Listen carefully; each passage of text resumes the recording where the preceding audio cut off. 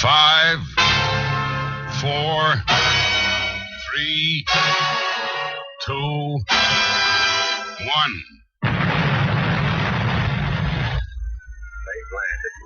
You're in the right place. Online, on the web, and on air. All over the world. Talk radio. You hear us, we hear you. Yeah, good evening, ladies and gentlemen, and welcome to the show. This is the KTPF Community Talk Show, live from Manchester in the UK. I'm not seeing the picture at the moment, so I hope everything's fine. Just wanted to say hello to everybody and out there in the internet world, and let you know what we've got coming up tonight. Around about 8:30, we'll be talking, hopefully, to Jeff, not Jeff, where did I get Jeff from? D.A. Roberts. I don't know, you haven't booked Jeff yet. From the Ragnarok Rising Saga. He's been writing books on zombies, of all things, so we'll get the lowdown on him and find out what he's been doing since he was last on the show. Oh yes, and unfortunately we've had some bad news.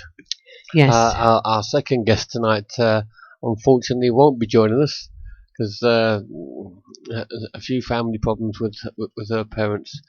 Mum needs some help. Yes, so unfortunately she won't be here so tonight. we will have to reschedule that one. Yeah, okay. So I'm just going to refresh this screen and just make sure we are getting live to you, so I'll be back in a sec. I'm seeing it.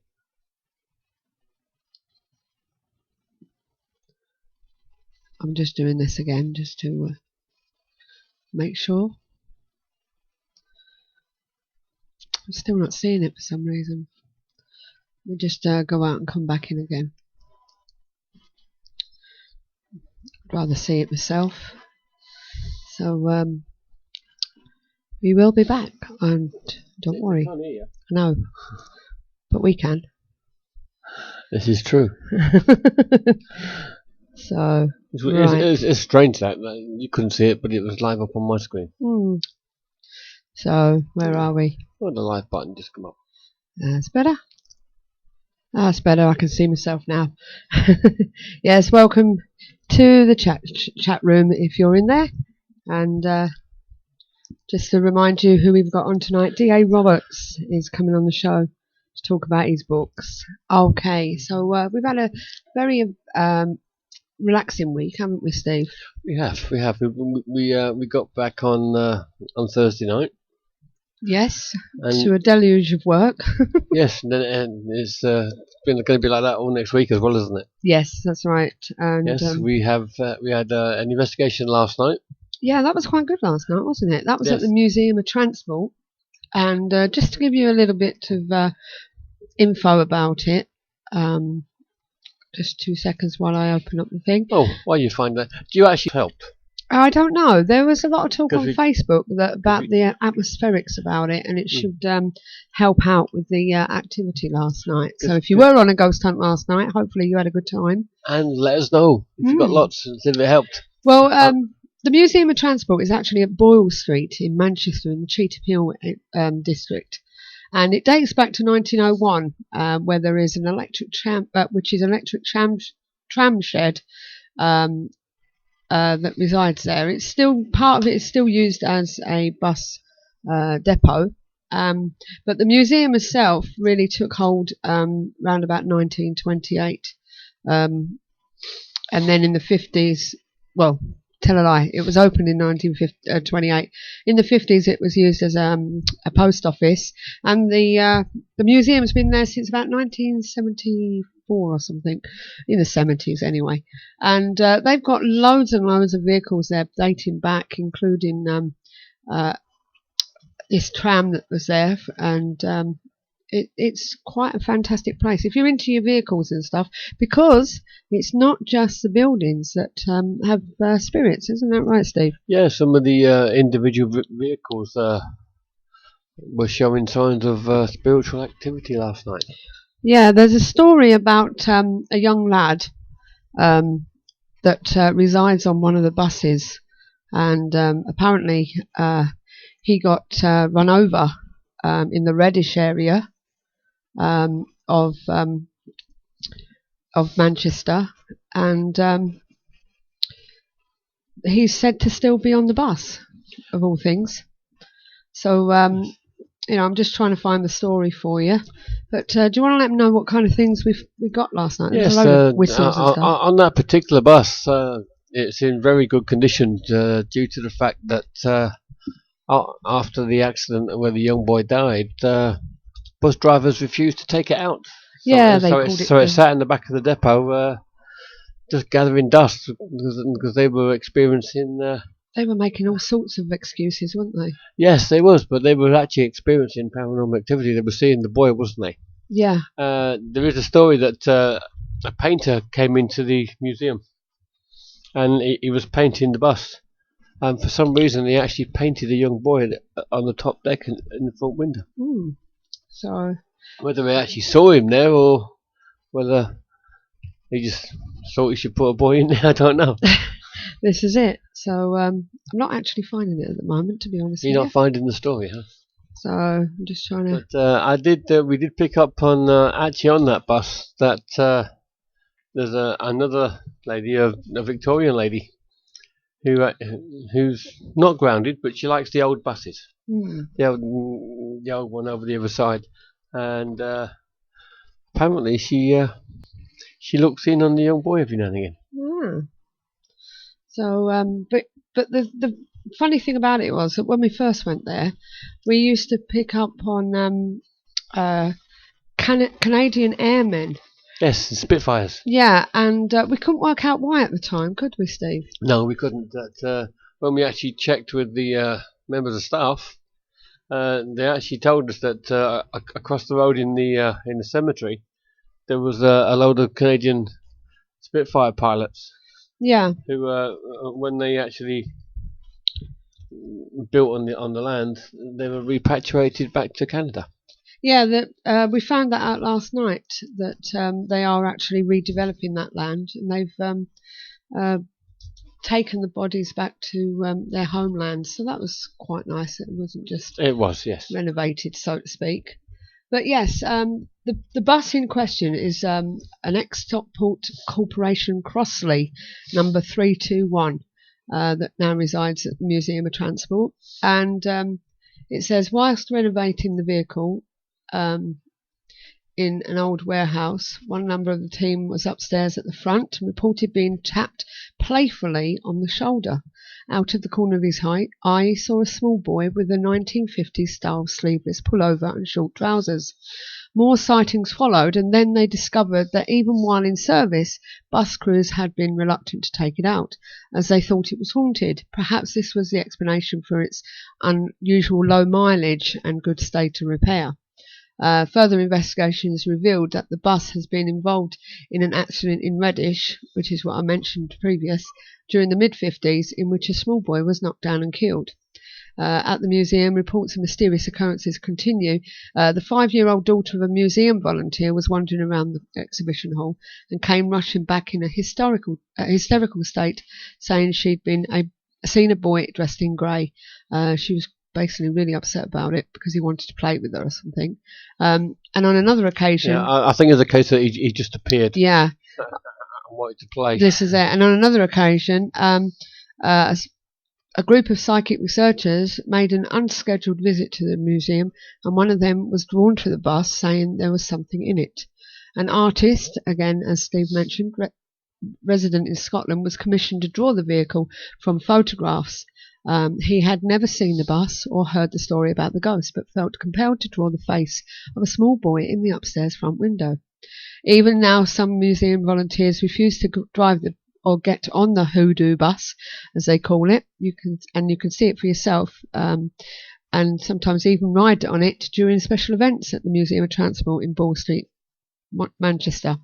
Another report of a ghost on a bus has been reported on the 192 Manchester to Stockport route. Drivers have described seeing a hooded figure who later disappears. Now, I don't know if anyone else has got any more more news on that one in the Manchester area.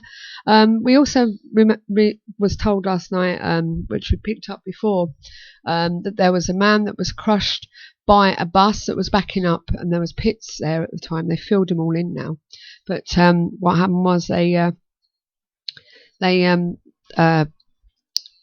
had a man in the pits at the time, and it was backing up. They were backing up the bus, and it missed. As it was backing up, it went wrong, and what happened was it fell down the pit and obviously onto the bloke. Yes. There was another one there where another bus was backing up, going past a corner, and man got caught between bus and corner. So there's at least a couple of accidents that have actually happened in the depot there. Yeah. So as I say, there are some reports there. There was a story that our friend Phil Wyman was thinking about doing a program from there. I don't know what happened there, but it didn't come about for some reason. So as I say, it's as we said, it's not just houses and stuff that have this sort of thing happening. Vehicles can be possessed, objects can be possessed, and why is another matter, isn't it, Steve? It is indeed, yes. So anyway, should we have the observations? Oh yes, why not? Excuse me, let's clear the old throat there. Here we go. 2 giant underwater pyramids made of thick glass type material have been found in the centre of the Bermuda Triangle. This is dated 27th of September 2012. These strange structures at a depth of 2,000 metres were identified with the help of sonar, according to oceanographer Dr. Maya Verlag. Studies of the devices have allowed scientists to determine that the 2 giant pyramids, apparently made of something like thick glass, are really impressive structures, as each of them is larger than the Pyramid of Cheops in Egypt. B. Mayer believes that disclosure of the secrets of the strange pyramids that are at the centre of the triangle could shed light on the cases related to the terrible and mysterious disappearances that are associated with the Bermuda Triangle. In his press conference in the Bahamas, the scientist gave a report with the exact coordinates of the pyramids and the cards with pictures.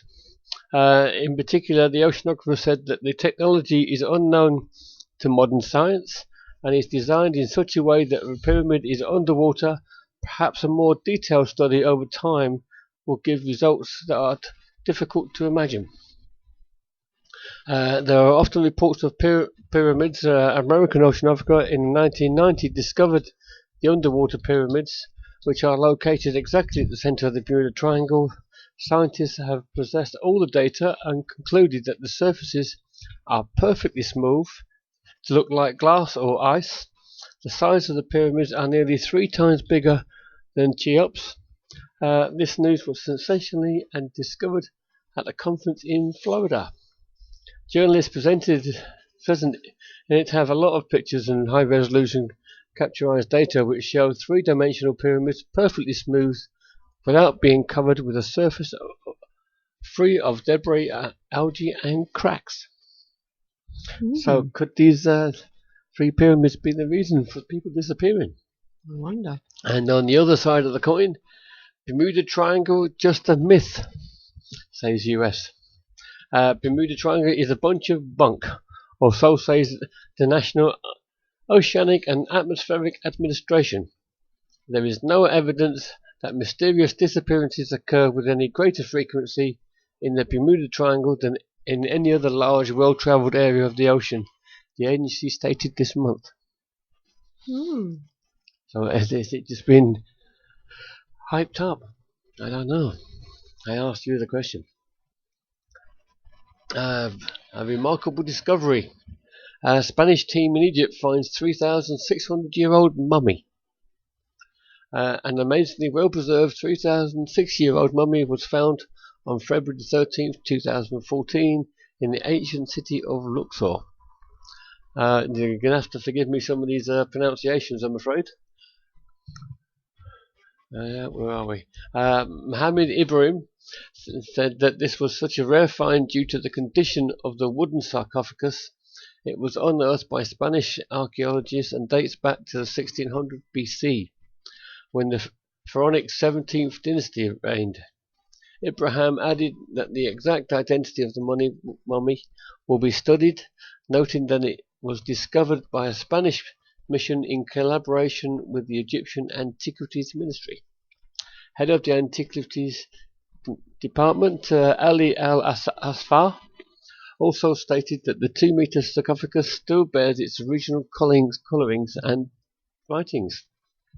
The development came as Egypt's top prosecutor referred 3 German citizens to a criminal court on charges of smuggling and damaging antiquities, and 6 Egyptians for acting as their accessories. Hisham Bakrat said authorities issued arrest warrants for the German thieves who fled to their country after the alleged incident. He said the Egyptian authorities will communicate with their German counterparts to restore the pieces they say were taken last April under the pretext of use for research. So there you go, they're still finding mummies. A couple of weeks ago I mentioned that somebody had actually done a prediction for the Super Bowl. Oh, yeah. Well, Kreskin predicted the Super Bowl results. Right. And the people there, they say the amazing Kreskin always a fun guy to watch, and he always does some amazing things. But back in January, he met with Fox Sports to seal his prediction for this year's Super Bowl. After the game, the predictions were unsealed. He correctly named the Seahawks as the winner and named the MVP and missed the lopsided score by only 1 point. 49-3 instead of 49-8. I could say that again, shall I? 43-9 instead of 43-8. Well, it's close. So he was one point out. Yeah. So that's pretty good. It's not too bad, is it? It's good average. It's better than average, I think. But there you go. Spectral trans-dimensional city appears in Russia. This is December 2013, so it's not that long ago. In the once again, I apologise for my pronunciations. Why do I always get these words?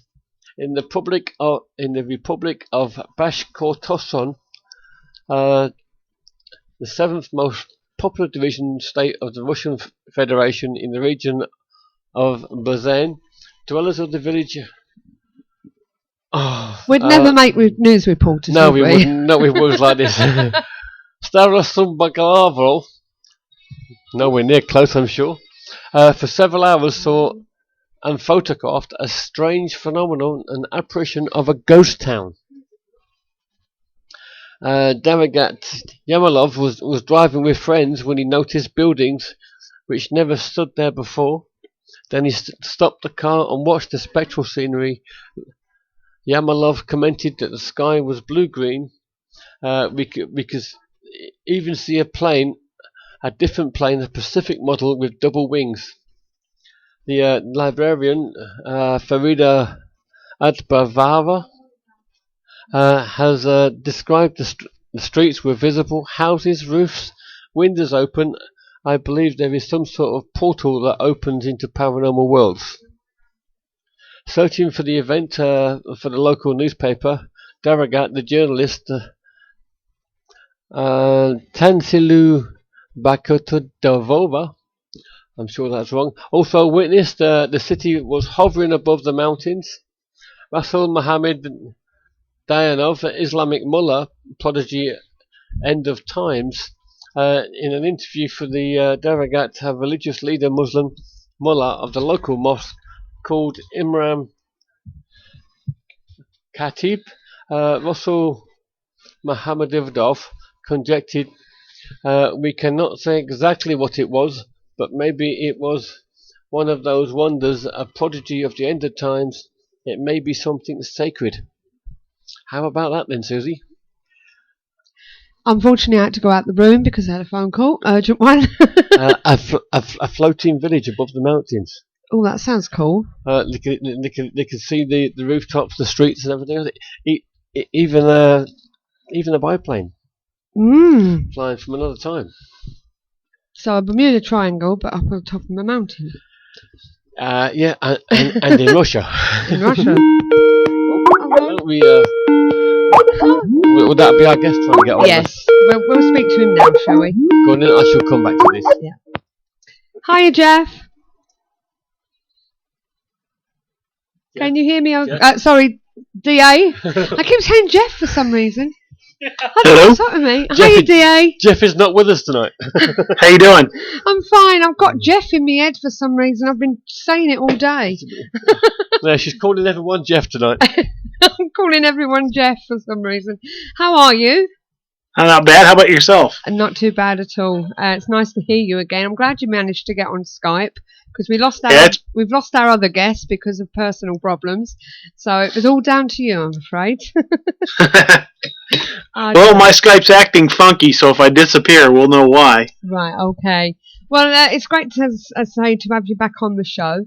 And we would like to know what's been going on with you. But first of all, can you just remind our listeners a bit about yourself and what you normally do? Well, I'm a corrections officer with the local sheriff's department. Basically, I work in a large jail, correctional facility. We house about 600 people at any given time. And I'm aside from being a full-time writer, I'm also a father, and I've been married for 20 years. Right, okay. And what made you decide to pick the topic of zombies? Well, I've always been a fan of horror. Ever since I was a kid, and the original George A. Romero films like Night of the Living Dead, all of those, I always enjoyed those, and it just really set me up for a lifelong love of the genre.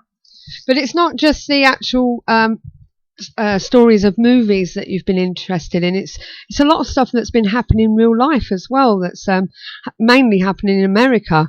These chemical zombies, as I'd like to call them.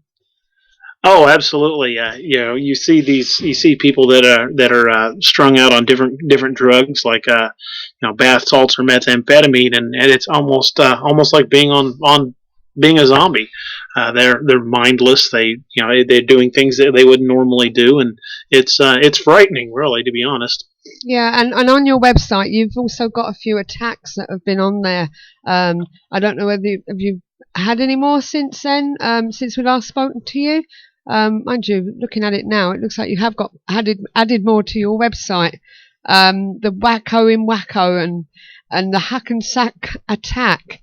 So, do you ever get any of these in your penitentiary? We have had a few people come in that have fit the criteria, but nothing anywhere near that bad. Yeah. Okay.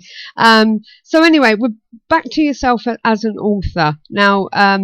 Just remind us again what your saga is called. It's called the Ragnarok Rising Saga.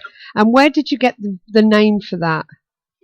Well, in doing my research for the zombie apocalypse, I wanted to come up with a slightly different take on it. Mm-hmm. And everybody had done a version where it was some sort of virus or radiation from space. All the classics had all been done before. Well, I wanted to do a slightly different take. And I've always been leaning toward the Norse mythology, and as I was reading more about Ragnarok, it talked about an army of the dead rising. Yeah. And it just seemed to fit. I mean, wow, it could be a zombie apocalypse right there. Definitely. And I must admit, when it comes to Americans, they are equipped to an apocalypse attack if anything was to happen. Yeah, but everybody's got a gun. And then also my son up in Scotland, he even done a course on it, doesn't he? Yes, he can make a crossbow out of a chair. Yes, definitely. It's like Admiral Yamamoto said during World War II. He said, if we invade America, there'll be a gun behind every blade of grass. Well, this is it. He wasn't far wrong. Not far. No. So when we last spoke to you, you was on book 1, I think, The Awakening. and contemplating or just a little way into your book 2. Now, this doesn't seem too very far away that we actually spoke to you, and now you're into writing book 4. Yes, I'm well into writing book 4. Book 3 came out beginning of January. Okay. And the series is going well. One other thing changed since we spoke last is I'm no longer with my publisher. We had some issues, and I won't really go into all that. No. But suffice it to say, I'm independently published now. Okay. And I couldn't be happier. It's really given me a lot of creative control over the series. I went back and re-edited books 1 and 2. And book 1, I added about 50 pages of material and about 20 to book 2. And I think they're better books for it. Right, okay. Now, can you sort of give us a bit of a synopsis from each of them to give us a bit of a prelude to what's coming in book 4? Okay, book 1 basically encompasses the beginning of the zombie uprising. Mm-hmm. It centers around a small sheriff's department, a group of officers that really aren't equipped for what they have to deal with. At first, they don't really believe it. When they see the reports in the news, they don't really want to believe it's zombies. But when they have to deal with it themselves, they adapt pretty quickly and go from denial to survival mode pretty quickly. Mm-hmm. That's that. You always see a lot of the books where they spend a lot of time, angsting over whether or not they're really zombies. And I don't spend a lot of time on that because the people I work with and me personally in my personal life on things like that, I've always been fairly pragmatic. We can deal with the whys later. Let's deal with the problem. Mm-hmm. And that's how they look at the zombie apocalypse. So book 1 really pretty much deals with that. It's how they react and how they try to pick up the pieces during the zombie apocalypse.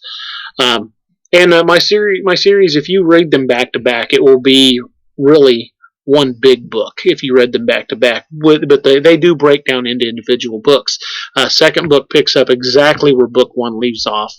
And book 2, you see the shift, the psychological shift in the characters as they go from reactionary. We've got to save everyone we can to we've got to start picking up the pieces. We've got to start figuring out how to survive. In book 2, you're going to see that they start planning for beyond the next mission out to find survivors, beyond the next run to get supplies. They start planning. How do we consolidate? How do we defend? And you'll start seeing that transition even more into book 3, where they start planning long-term survivability. And each time the threat increases, they do encounter more and more trouble as they go along. Right. And now, do you, when you're writing these, do you put yourself in that position and think about how you would combat this sort of attack? I really do. I don't think there's a writer out there that doesn't put a big chunk of their own personal experience and their own heart and soul into what they do. Yeah. But when I write the main character, I try to give him as realistic a reactions as I can and try to base that on my own real life experiences as much as possible. That way, there's a sense of veritas. There's a sense of reality to these characters, and you see them reacting like people would, not like how you would how would someone would how would force the reactions to fit the plot. It's very character driven. It's very character driven. So, if I remember rightly, when we last spoke to you, there was a couple of characters in your book that was based on people that you knew.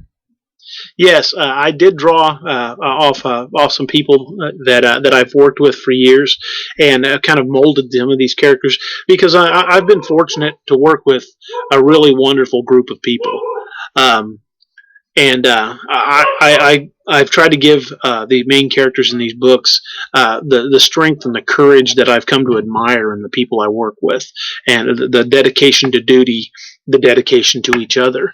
And it's these characteristics that I really wanted to bring to the forefront to show just the caliber of people I've come to know. Yeah. So is that somebody at your door? Is the dog trained to sniff out zombies? I think somebody rang the doorbell. I'm in the back part of the house. I don't know. We had that before with one of our guests. It was going off, wasn't it? It was just. But that's because it's a different time where you are at the moment, isn't it? What time are we on in? Where are you? Missouri, is it? It's 2:30 in the afternoon here in Missouri. Yeah, and so obviously that time of day you're bound to have visitors, aren't you? Oh, absolutely. Yeah. Now, are you working this evening, or are you off? No, work? I'm off tonight. You're off fortunately, tonight. I do work tomorrow night, but I'm off tonight. Okay. Now, just out of curiosity, to put you in a scenario, unless that's what your book really is about. When you think about things like Dawn of the Dead, and those things, would you have done anything different to what George would have done?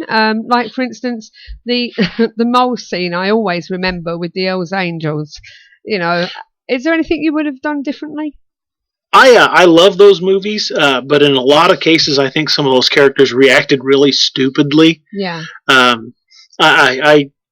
They took really unnecessary risks without really thinking it through. I think the single greatest thing that I tried to change for my characters is they rarely do anything without a plan. Yeah. And if you're just going to run pell mell out into a pack of zombies, you're going to get torn apart. Oh, yeah, definitely.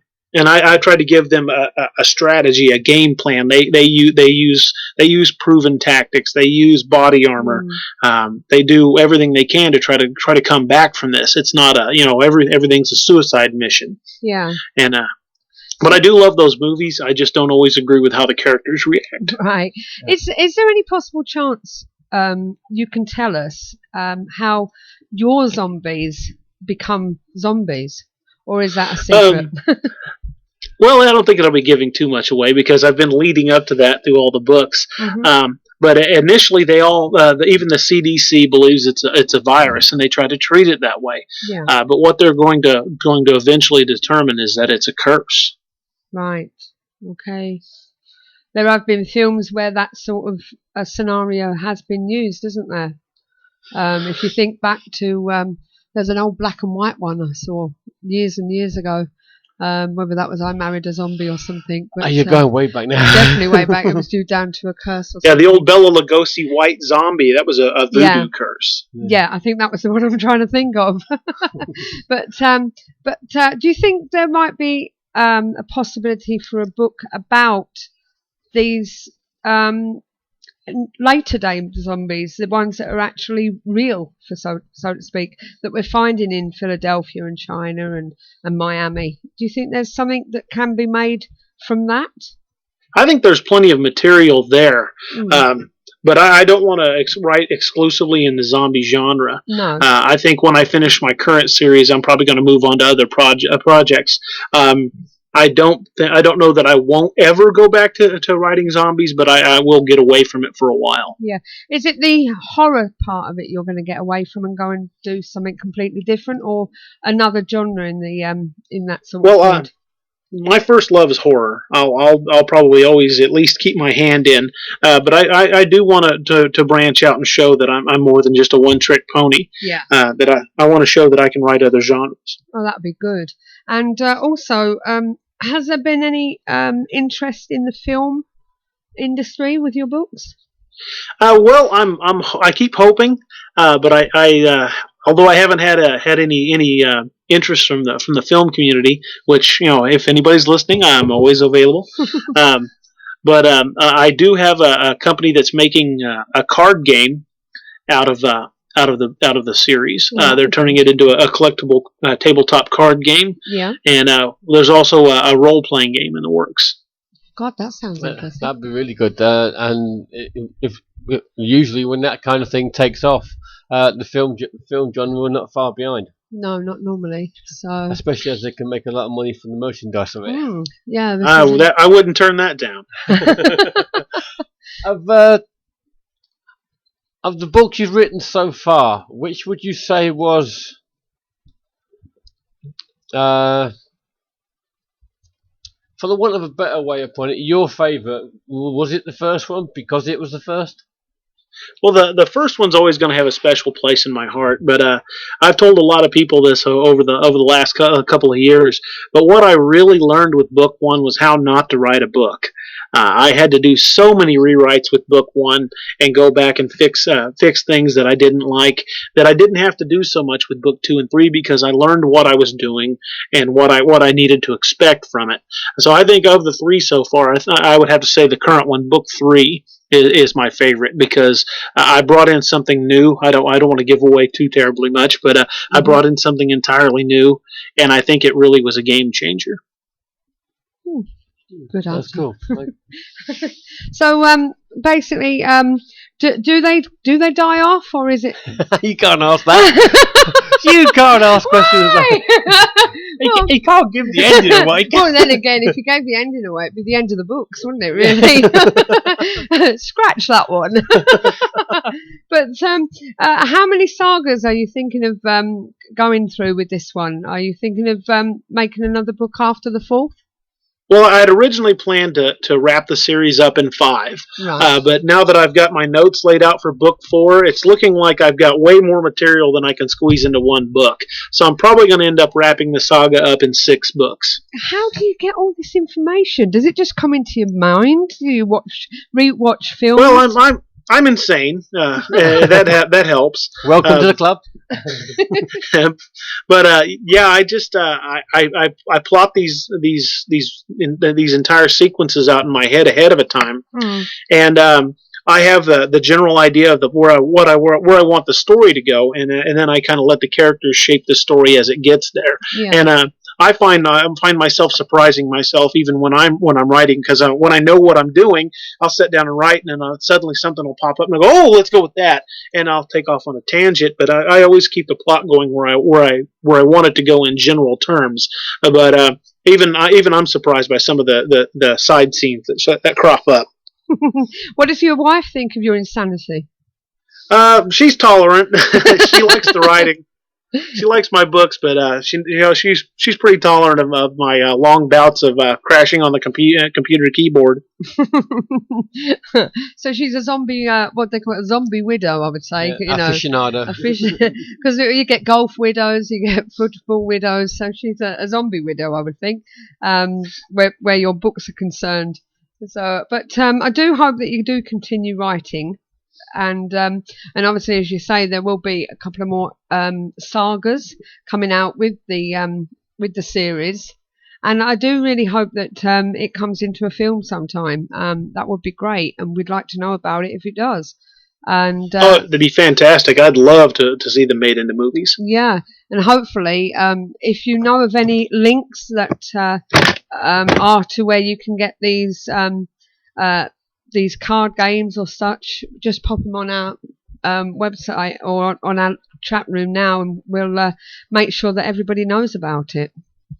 Okay, not a problem. So, as I say, so for yourself, has there been any going back to yourself at all while you've been writing these? Was there any struggle at all, or did it actually flow off the pen, so to speak? Did you ever? I'm sorry. What was that? Did you have any struggle at all whilst writing? Writer's block, I think they call it. Writer's block, or whatever, or anything like that. Oh well, I think all writers struggle with writer's block at some point. I've had my bouts with it, and sometimes you just have to walk away from the project for a day or two, and then come back with a fresh perspective. But for the most part, I don't struggle with that like I used to. Back when I was working to try to get something published, it seems that was almost a daily struggle. But I'm more confident with my writing now, and I've learned that you can't really just force it. Sometimes you write what you want to write. Sometimes you work on another project just to get your mind on something else. But knowing full well what I want to write ahead of time really helps keep the creativity going, because I already have the general outline of the story done. I'm just connecting the dots and filling in the dialogue at this point. Yeah. When you sit down to write, do you have a way of doing it? Do you put a specific piece of music on? Do you... Well, Like I tend to change up the music with the mood of what I'm writing. Mm-hmm. If I'm just writing, like travel scenes, or if I'm just doing general plot scenes, I'll listen to sometimes classical music or classic rock. But for more intense scenes like combat and action scenes, I tend to mix it up with a little heavier music. I like a little heavy metal for that. Best music, I think, for that kind of Yeah. genre, to be honest with you. Any particular heavy metal stuff that you like? Oh well, I love the classics. I love the old Black Sabbath. I like Ozzy, Mm-hmm. of course. I like Godsmack. I like Disturbed, Five Finger Death Punch. There's so many bands out there I listen Maybe to. a I've bit of got a Zeppelin. huge music library. Yeah, it sounds good. So, anyway, with all the activity that's going on in England at the moment, people have having problems with floods and everything. I don't know what you're like in Missouri. What's the weather like there? The weather right now is actually fairly nice. I'd say probably close to 50 degrees outside, but we've really been dealing with a lot of bitter cold here lately. One of the coldest winters I've seen in a while. We spent a lot of time down in the single digits and the negatives here in the past couple months. Yeah. Well, I see we've got Amazon Mum on the chat room, and she wants you to hurry up because with the next one, because the one she's just read was a cliffhanger, literally. Nice to see you in the chat room, Amazon Mum. And and as you say, you're on. You've got 200 pages already written out. I see. Yeah, book 4 is coming along. I'm hoping that I can be into edits and maybe be looking at a spring completion date for book 4. Okay, well, Yeah. Apart from Amazon, where else can people find your book? Well, right now I'm published exclusively through Amazon because using the Kindle Direct program and the Amazon exclusive program, I got a much bigger percentage of the royalties. And historically, looking back at my old sales, 95% of my sales were on Amazon anyway. So it only made sense to get a bigger chunk of the royalties from Amazon because it more than made up what I would have lost having it on Smashwords and Nook.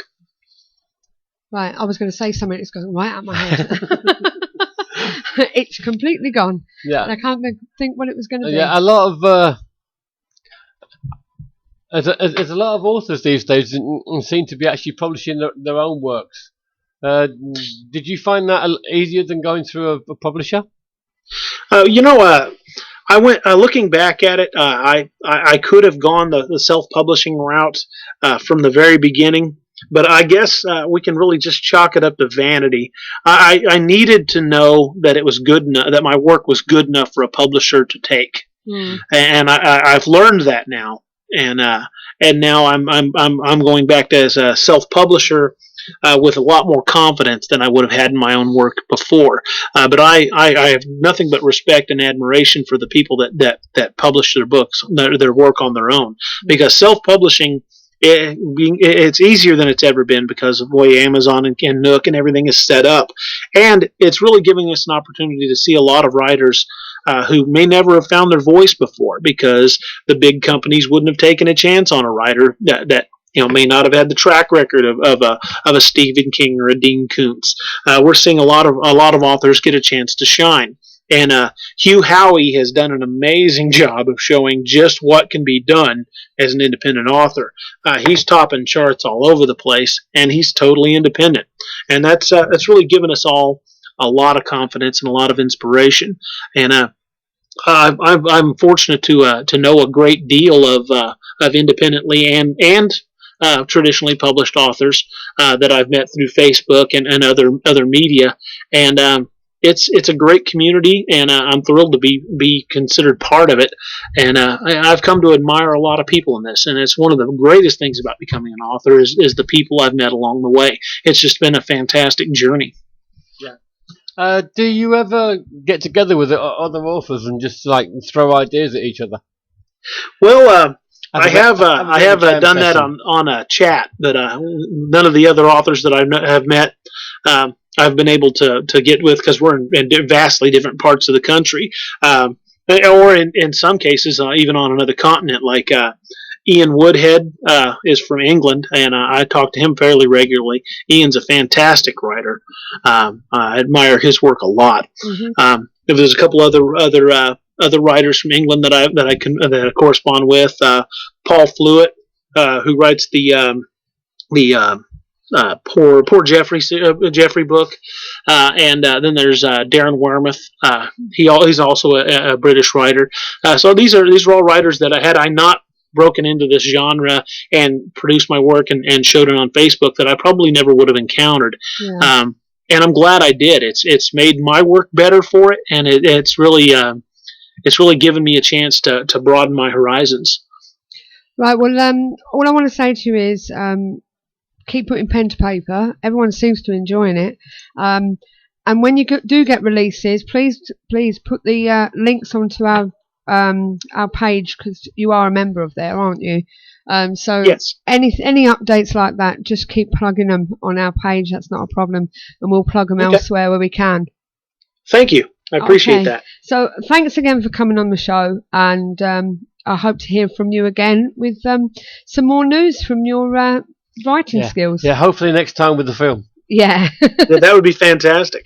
Okay, well, thanks very much, DA, and all the best to you. Thanks. Best to you guys. Bye. Okay, bye. And or should we say thank you very much, Jeff? Thank you very much, Jeff. See you later, DA. Bye.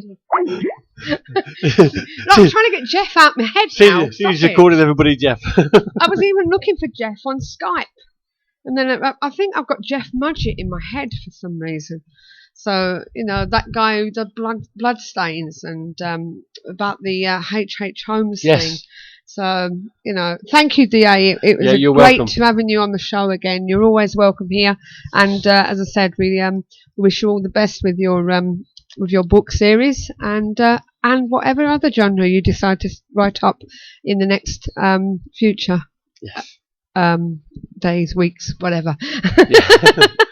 I'm not very well today, I'll be honest with you. I think I'm still tired from last night. So still trying to get over the late night. Yeah. Well, early morning. I think at about 5 o'clock this morning we got in. Yeah, I think it was. But don't forget, I did put the website on there. But if you want to find out more about D.A. Roberts and his Ragnarok Rising Saga, I hope I said that right. You did. Please go to ragnarokrising.weebly. That's www.ebly.com. www.ebly.com.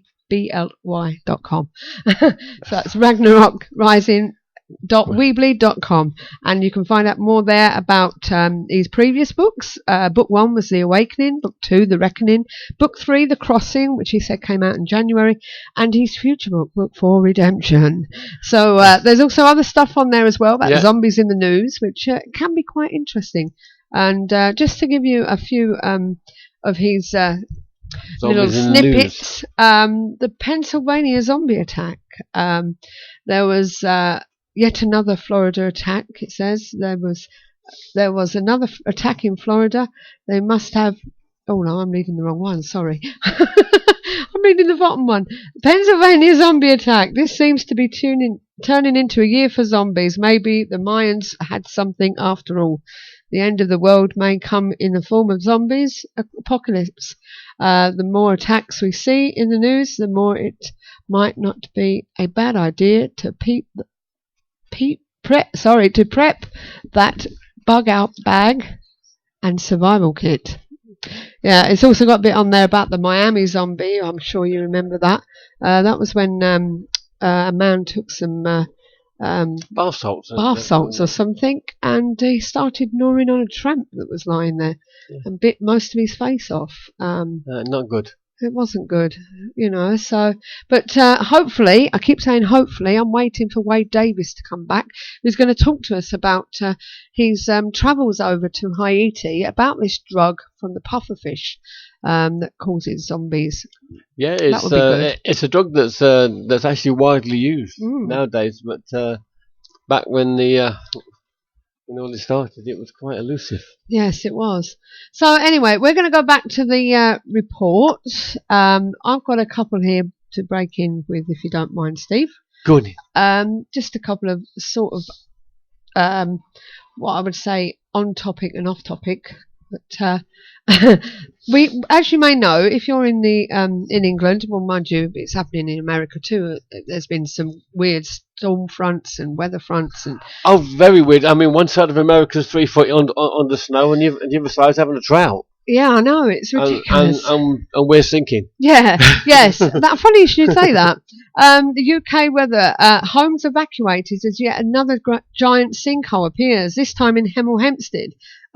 There was one that appeared on the M62, but on this one, 17 homes close to the site in Oatridge Gardens, Hemel Hempstead, have been evacuated as the hole, measuring approximately 35 feet wide and 20 foot deep, is investigated. Residents living near the scene of the huge sinkhole told Sky News that they were feeling the ground shaking overnight. Structural engineers and utility companies are at the scene of the cul-de-sac to assess the situation. As I say, there have been previous sinkholes in the UK. There's been 3 in the last couple of months, hasn't there? Couple of days more than I think. Let me see. There was one that was on the M60. No, it's not M60. The M2. M2. That was it. Yeah. There was one there that was in the. That was on the Central Reservation, wasn't it? Yes, it was. There was one. Where's this one? This is another one. I don't know whether. Yep. A 35-foot sinkhole opens up in flooded UK, and leaves 3 dead. Where was this? Let's have a look. I'll cancel the joke in that case. Yeah, definitely. One died as part of a building crushed a car driving past Holborn Station. So it looks like it's around the London area. So my browser's decided to pack up a little bit. But yeah, there was one in New Haven in Sussex. That was where large waves hit the lighthouse. But yeah, it's been stupid, this weather, hasn't it? It has.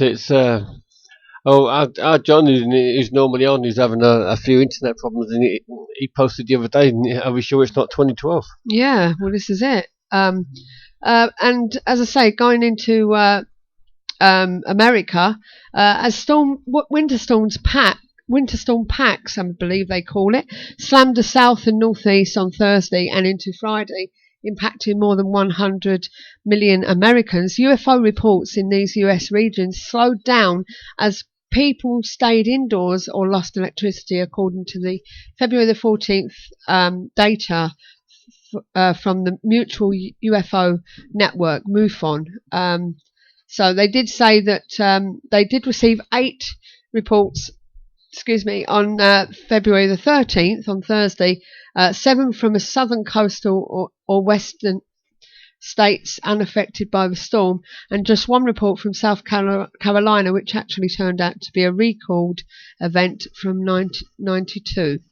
And there was also a couple of other incidents in the UK that some people did say they saw some UFOs, but nothing really significant.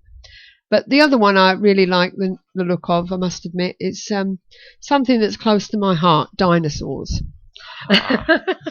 Yeah. Dino the Dino. I'd always love to go back in time to the dinosaur age, but knowing my luck, as soon as I materialise, I'd get eaten by a Tyrannosaurus Rex. But at the Oxford University Museum of Natural History, which has just reopened, there's been a £2 million project to fix the leaky roof of a 150-year-old museum, which has provided the opportunity to painstakingly clean its ageing exhibits. That's going to be some task, or was some task. Specimens at the Oxford University Museum of Natural History were being damaged by rainwater, while others were fading under harsh light. conservator Bethany Palumbo said, "We found watermarks on the wells, which was crazy. We also had a collection of buckets for emergencies. As a result, the museum was closed for 14 months as more than 8,500 Victorian glass tiles were individually removed and resealed. During this period, Miss Palumbo restored the museum's vast collection with scaffolding set up to carry out conservation work on a variety of species, large and small. The first time I saw the building, I thought I was in awe of how beautiful it was, and then I was shocked on how much light was pouring in onto the collections. Can you imagine the decay? We've seen what light can do to pictures. Just everyday pictures at home. If it's sitting in the sunshine, it fades drastically. We've had new lighting installed, which looks incredible, and all the specimens have been mass cleaned, including all the big dinosaurs that would be hard to access. The reopening will see more than 100-year-old specimens given a new lease of life. Now, one of the specimens she's on about, they're waiting for some sort of casing for it. They say they have actually got whereabouts is it? A unique species due to go on display later in the year is the actual head of a dodo with its skin intact. Wow. Yeah. Because we were watching the David Attenborough 3D one, and they were saying that people don't actually know what a dodo looks like. No, they've got a picture of it on here. I'll put it on the thing in a minute. But it says, like many museums, we have skeletal samples of the dodo, but we're the only museum in the world that has a skin sample. It is the whole head with the skin attached, and it's pretty amazing. There is even a few spindly feathers. Yeah, as I said, it's not yet on display. That is awesome. It needs a proper case with proper security and lighting. And they say that they've got an iguanodon there, and they were saying something about that. Some of these were actually plaster casts. They said nowadays they don't cast them in plaster; they do them in resin. Yeah, but the iguanodon, that's the word I'm looking for, cast has been on show for at least 150 years in its original upright pose, but it's since been discovered that they actually walked on all fours. But try and risk changing him now would be dangerous for him as a specimen, as he wouldn't survive the transition. But they've got some brilliant pictures on here, and you can imagine all the cleaning that went into it. I'll have to have a look on that later. Do you want to stick the link on there? I'm going to now, so people can see the pictures. Actually in the book. Yeah, it's actually on BBC News. I'll also put it on the FB page. FB page as well. Cool. But yeah. That dodo, you know what I mean? That I've got to see. Yeah, so I'd like to go there actually and have a look at all that. But they're hoping to put it on display this year. How far is it to Oxford from here? I don't know. Somewhere after the M42, I think. Is it after the M42 and before the floods? I've passed. No, I don't know. Mind you, I must admit, flooding, God, all that bacteria they found in the Thames. Oh yes, they were saying that your normal drinking water, 1 in 100 mil is allowable. In swimming water, 10 in 100 mil is allowable. And what they were finding in people's houses that have come out the Thames and everything else that comes with it, they found 100 in 100,000. Wow. It's just somewhere between raw sewage and the dirtiest river you could ever find. Don't swim in the Thames. No, I don't. To be fair, I don't think the Thames is usually that bad. I think because of all the floods, the sewers and everything else, it's all amalgamated and become very, very dangerous. So I've always told that the Thames is dirty, but I never thought it would be. Well, it's cleaner than it was. I mean, back in the days of the pea super used to get in London, it was filthy. it now, when it's not flooded and all the rubbish in it, we're actually starting to get some of the old fish back. Even some of the dolphins are coming into it and being fine. Okay, they need a bit of help to get back out again, but we're getting some good fish back in the Thames that never used to be there before. Are they going to survive with all that bacteria? Probably not at the moment. No, you're probably going to kill most of the fish stock off. But how are they going to clean it though? That's the trouble. Well, it's taken years to get it clean as it is now. Yeah. Fortunately, though, or unfortunately, whichever way you look at it, the Thames is tidal. Yeah. So a lot of it's going out to sea and whatever damage it's doing there, and then coming back in with salt water, and it's mixing with obviously the other water. And so the main problem is it's because of all the flooding, all the sewers and everything's overflowing as well. Yeah. So it's all getting pumped out into people's streets and people's living rooms. And on the subject of floods, we do hope that wherever you are, whether you hear this now or on the radio replay, we hope that if you're in these flood-stricken areas or snow or anything where the weather is harming you or restricting you from what you normally do in your regular daily life, we hope it all concludes soon and you get back to normal. Yeah, take a leaf out of DA's book and his characters and actually plan what you need to do and what you need. Yeah.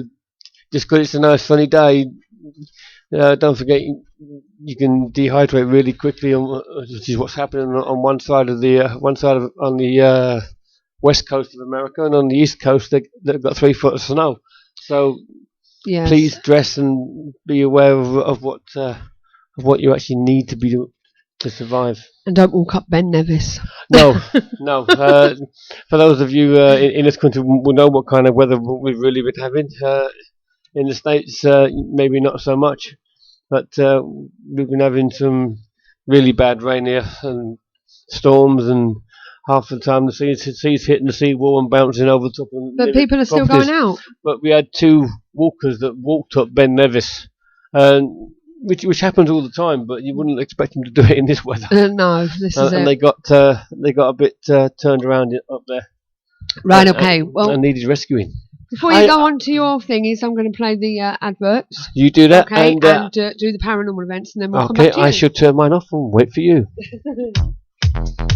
The Paranormal Intelligence Gathering Services Ghost Store is a one-stop shop for all of your ghost hunting gadgetry needs. Run by ghost hunters for ghost hunters, the shop is filled with all of the latest in investigation equipment, shipped in from all around the world, from high-quality digital dictaphones to EMF pumps, infrared illuminators to laser grid pens, CCTV equipment to data loggers. All of our equipment has already been imported, so you can buy it safe in the knowledge that there will be no hidden costs. And with our postage promise, you'll never pay more than the actual postage price. So visit www.the-pigs.co.uk/ghost store.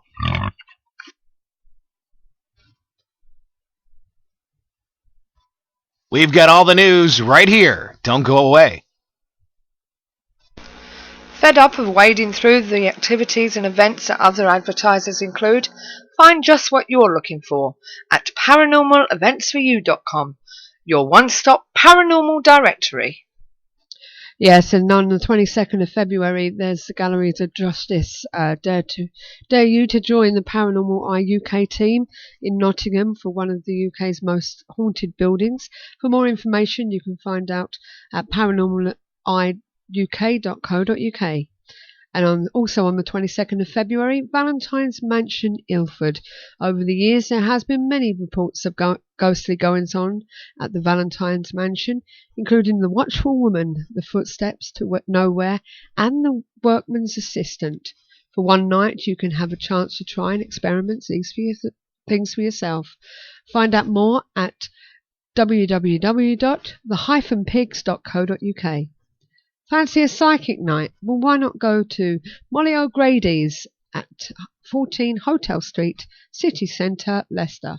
They hold psychic nights. There's one on the 27th of February, and it's being run by paranormaleyeuk.co.uk. Also, if you're interested in going to the All Ireland Paracon 2014, why not visit www.allislandparacon.com, and you will find out more there about the event, which is open to all, and they feel that they have a good brand of range of speakers, including Barry Fitzgerald on folklore, Dr. Andrew Snedden on witchcraft in Ireland, Gary Heseltine on ufology, Stephen Mullan on analysing your evidence, Simon McCready, a psychic medium, and David Kiley, author of Exorcism in Ireland. And don't forget, there's 2 top mediums out there doing their live tours. There's Tony Stockwell. You can find out more about where he's performing at www.tonystockwell.com and click events, and also the lovely Derek Acora 2014 Enlightenment Tour. Find out more about where Derek's appearing in a place near you at www.derekacora.com. So check out the one-stop paranormal directory for more investigations and events, available now. ParanormalEventsForYou.com also offers banner advertising for only £10 per year. See our website for more details. ParanormalEventsForYou.com, your one-stop paranormal directory. There you go. That's the events that are coming up on ParanormalEventsForYou.com. If you'd like to, if you are a group and would like to go on a paranormal event, you can find out more there and advertise your events free of charge. Remember, please don't put any prices, because all we want is your URL to your significant event. And as we say, remember, collaboration, not competition. There's plenty of people on there advertising their events, so you could be joining them too. And if you're interested in going on a ghost hunt, you can also have a look there as well and see whether there's anything you'll be interested in, as well as psychic nights, mind, body and spirit shows, and also conferences. So that's paranormaleventsforyou.com. Okay, Steve, we're going back to your observations. I am indeed. This one I think is quite nice. Church clock maintained by dedicated doctor for over 30 years stopped at the moment he passed away. Oh. Excuse me. A clock maintained by a devoted doctor for almost 30 years stopped at the very same time he passed away. Dr. John Ferrer climbed the narrow stone spiral stairs of St James's Church clock tower in Clapham, North Yorkshire, every week for 3 decades. There you go. That's being well looked after. He died at his home, aged 92, surrounded by family on New Year's Day. Dr. John Ferrer emigrated from Australia in the 1950s after he inherited the Ingleborough estate located close to the church, and the doctor had maintained the clock, winding and cleaning it every week for 30 years. The man's son, also Dr. John Ferrer, glanced at his watch as his father slipped away and later realised the church clock had stopped at the exact same time. Dr. Ferrer said the clock stopped literally to the minute of Dad's death. As a family doctor, I'm used to looking at my watch because sometimes it can be critical for the death certificate. It was just habit that I did it, as we knew he was going to die. He was having palliative treatment, but I realised he had stopped breathing, and I read the time on my watch as 8:15. It was only later, when I spoke to 2 different people in the village, that we realised the clock had stopped at exactly the same time. Dr. Ferrer's death came just a few weeks after his 60th anniversary of his arrival in the village to take over 10,000 acres Ingleborough family estate, which he had inherited. Although St James Church is not part of the estate, it was rebuilt around 150 years ago using the Ferrer family's money. Something strange was certainly going on, said Dr. Ferrer, but it's quite a nice touch when we think of all the time my father devoted to it. He had maintained it for 30 years, but it eventually became too much for him, and he reluctantly had to hand over the responsibility. It's the focus of the village, and because the village is small enough to hear the clock chime, it's a real timekeeper. It was very close to my dad's heart. The clock was restarted following Dr. Ferrer's funeral, where he was remembered for his dedication for the village as well as his medical career. That's nice, isn't it? That's if you believe that inanimate objects have a, for the want of a better, have a soul. That was nice. Yes, definitely. I would Okay. like to think that, Yeah, I would. I would in this case, definitely. I'm assuming this one's more for our American cousins, but Destination America wants you to experience a haunting. All right. One of our favourite paranormal TV shows, Destination America's A Haunting, just announced its most terrifying sweepstake ever. The chance for one viewer to appear in a spine-tingling role in the upcoming 7th season. Fans have until February the 28th to enter. The episode would tape this spring and air this fall as part of Destination America's Halloween programming. So there you go, guys. If you ever wanted to be on Destination America, especially at spooky Halloween, now's your chance. Okay. I'd like to do something from Halloween again this year.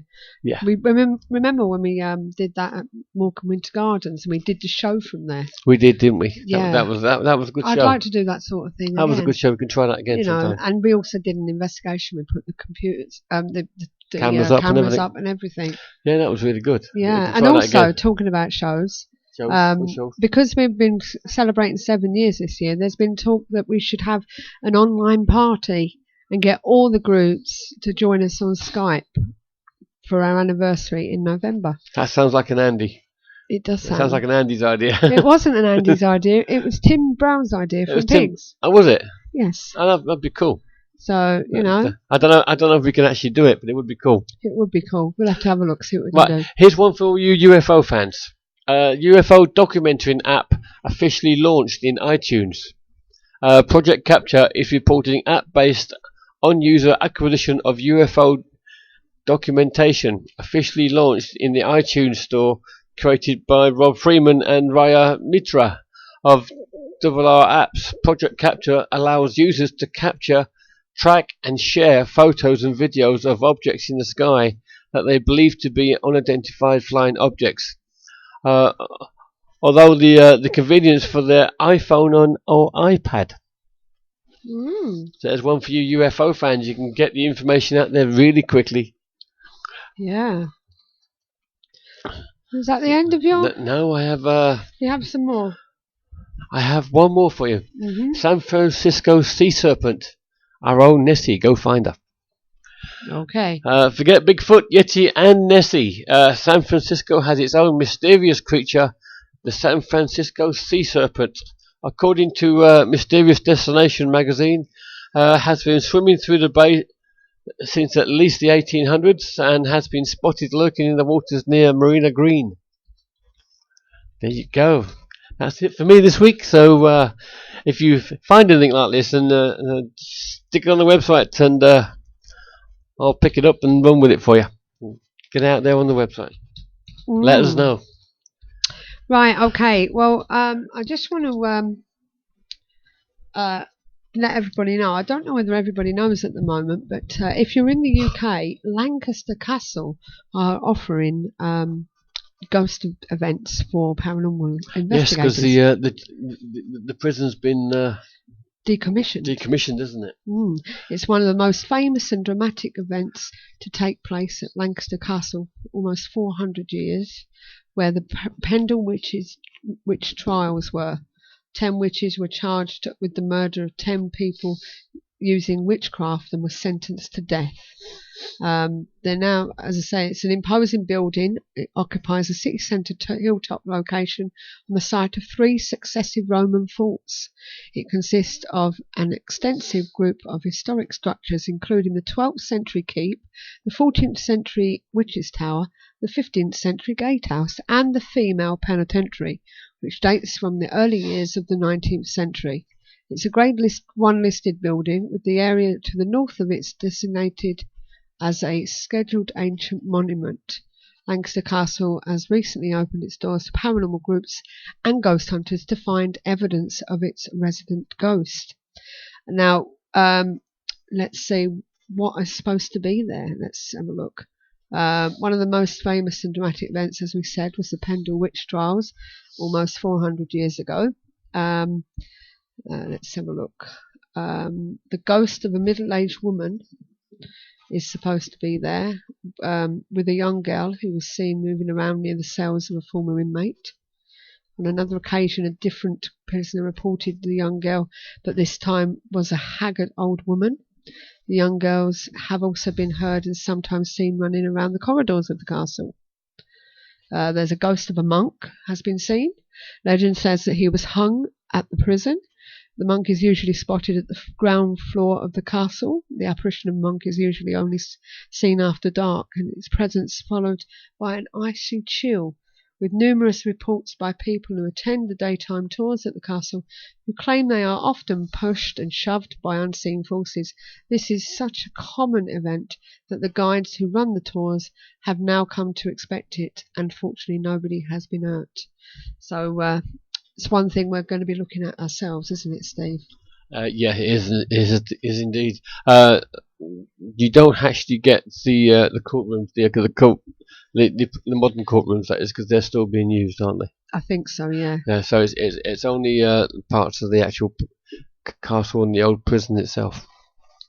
Yes, this is it. So yeah, that must be a good thing. Also, there's Liverpool Medical Institute. I'm not sure what's there, but it's one I've got to look at on Tuesday, so I'll let you know more about that. And we'll see what comes up from there. Now, bit of a short show tonight, but we'll let you know what's coming up next. Got a few people that, as I say, we did lose our second guest because of personal commitments, and but next week we have a show for you. Coming soon. We've got Chris Andrews coming back, and he's going to be talking about paranormal investigating in general, past experience, personal views on the events, and his own club events, etc. And I'm sure you'll talk about anything you want to if you bring it up. Yes. Yeah. So because he is an experienced investigator for many years, so he will have an opinion on most things. Yes, and also we have a young man that's going to be talking to us via Skype.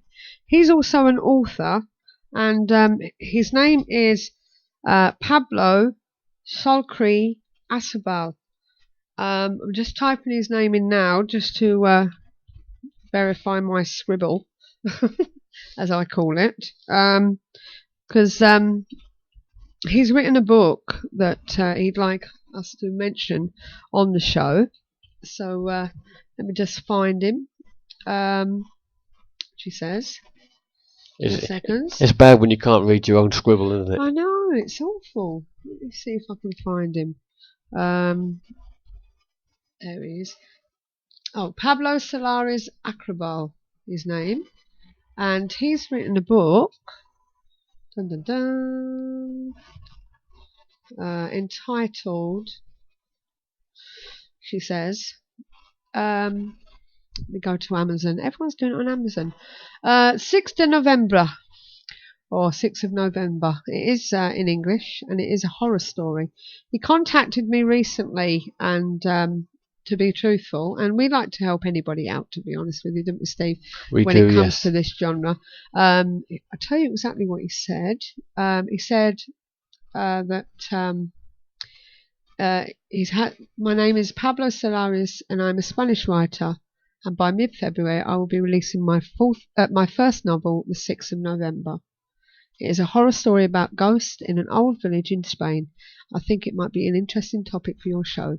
So yes, we're going to be talking to him about his new book. And he said he has actually published 2 books up to now. The first one was the 6th of November, which is a horror story. And the other one was called A Devil Lives in This House. That's his second novel, which will be released in English later in the year. So we'll be talking more to him about that. And so we'd like to help up-and-coming writers. And anybody like that. So if you want to come on the show and talk to us about a book or your topic of paranormal investigating or ufology, cryptozoology, anything like that, then why don't you contact us at admin.co.uk and admin at ktpf.co.uk even, and we'll put you on the show. We've also contacted a few people talking about spontaneous human combustion and Ouija boards, so hopefully we'll get them on the show. And just to remind you, we have Lifting Spirits Paranormal on the 2nd of March, who's going to be talking about some of the pictures and experiences they've had. And on 9th of March, we've got Caroline Mitchell coming on the show. She's going to talk about a book called Paranormal Intruder, which you were saying is a true story, wasn't it, Steve? It's based on a true story, yes. Based on a true story. And what I like about it is it's you've got the confliction because the homeowner was actually a police officer, and so her instincts are telling her to find logical explanations and hard evidence, and obviously the paranormal doesn't have that.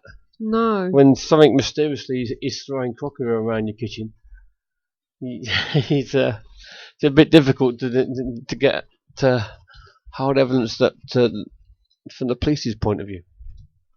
Yes, definitely. So I'm going to have to read a bit more of that book, I tell you. Yeah, you will do. Definitely. So anyway, but that brings us to the end of our evening tonight. As I say, sorry it's just a short show, but we'll hope you join us next week, won't we, Steve? Oh, excuse me. I think catching up from last night. Last night's catching up on me. This is where it's at. We'll see you next Sunday. Remember, at the new time of 8 o'clock. And until then, all we can say to you is keep the paranormal friendly. Good night, everyone. To see in the night, to measure the spike, to see how cold it's been. I buy my kit so I won't forget the ghosties that I have seen. The Paranormal Intelligence Gathering Services Ghost Store. So visit www.the-pigs.co.uk/ghost store.